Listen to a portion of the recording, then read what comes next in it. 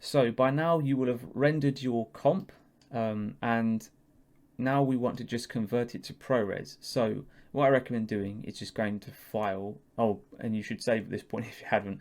But you'll want to create a new composition, and in that composition, if you just create a loader once more and load in the TGAs we wrote out in the last lesson, and just click this here, this square button here to increase the well, to have a single viewport.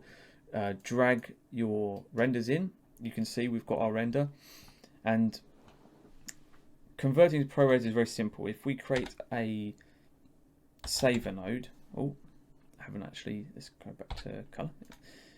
Tab saver, and if we change our file extension from our TGA, and we don't need the numbers, so if we change that to MOV, so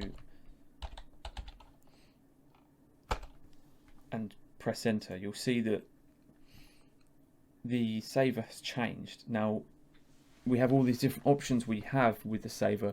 If you go to the second from the end, the format button, you get these options. So your compression type, you get to choose all of your different codec types. So in this instance, because we were going to be saving it as ProRes, we want to change it to ProRes 422, and then we can choose our frame rate. So in this case, I was preparing this as a 24 frames per second shot. So depending on how this is going to be on your timeline, really, it's up to you. But I'm going to go for 24 frames a second, and it really is as simple as that. If you wanted a different format, you could, you've got DNX HD or H.264. ProRes is just a good format for editors, so it's quite useful to have this in Fusion, really. And then once more, we're going to render and put in our frame range again and press start render, and it should be a really quick render actually, because it's just encoding these frames. And there we have it. So let's take a look at our final render.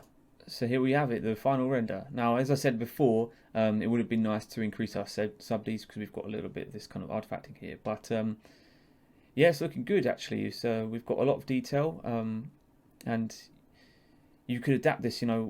Perhaps it would be nice to have a some kind of focal point here, maybe something flying over, or you could have some extra atmospheric smoke in the foreground just to give us a little bit more motion. But this is a really good starting point for creating an environment scene.